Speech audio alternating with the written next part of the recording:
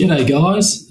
Firstly, thanks to Rob for offering us the opportunity to synthesise some of our key findings from one of our latest papers where we look to determine the association between athletic movements and physical fitness in elite junior Australian footballers, which was recently accepted for publication in the Journal of Sports Sciences.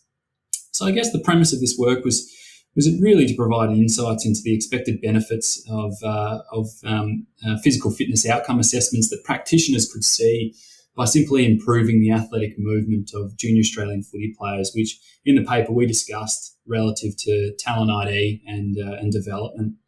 So to do this, we recruited 44 under-18 Australian football players who each performed a modified version of the Athletic Ability Assessment, or AAA, which consisted of an overhead squat, a double lunge, a single leg RDL, and push-up. Now, we then scored each of these movements using a 0 to 3 scale, which was based upon some criteria of some of our earlier work in 2014 and 15. After this, the players then went about performing a physical fitness test battery that's pretty common for talent ID and development in Australian footy, with this assessment consisting of a 20-metre multi-stage fitness test, or a beep test, stationary and dynamic vertical jump tests, the AFL agility test, and a 20-metre sprint test. So what do we find? Well, I guess before delineating our results, I'll give you a quick interpretation of the correlogram that you see up on screen at the moment. You'll notice there's a few colours going on in there. The greater the blue, the closer the correlation is to 1. The greater the size and depth of the red, the greater the correlation is closer to -1. So you can see here we've got our movements within the AAA, and here we've got our physical fitness tests.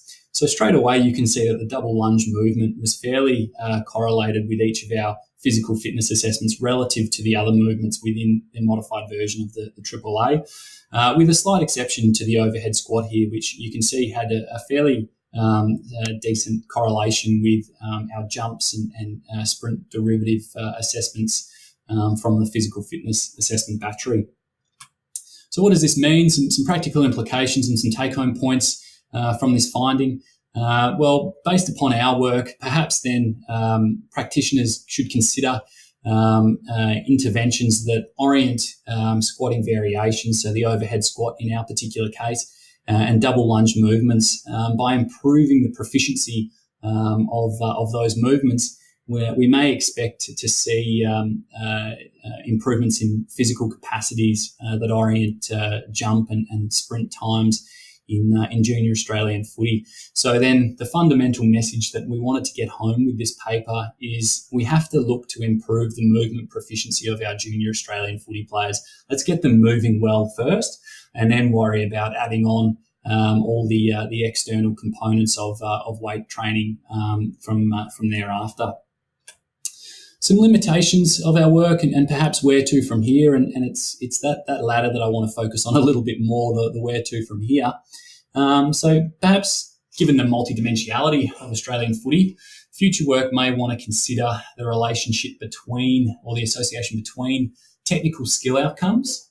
Kicking is primarily what I'm thinking of here, and fundamental athletic movements in junior Australian footy, to gauge us more of a holistic insight into the nuances of talent development in the game.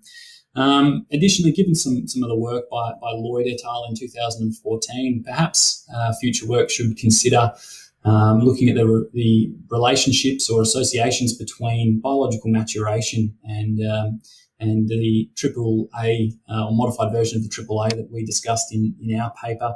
And I guess then building on from that, perhaps looking at the longitudinal development of these athletic movement skills within players at multiple stages of the talent pathway. This might give us insights into the expected rate of growth pre and post, I guess, the average peak height velocity of junior Australian football players.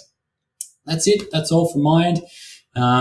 Feel free to find each myself and the other co-authors on Twitter or ResearchGate. If you have any other questions, please feel free to send me an email and we can go from there.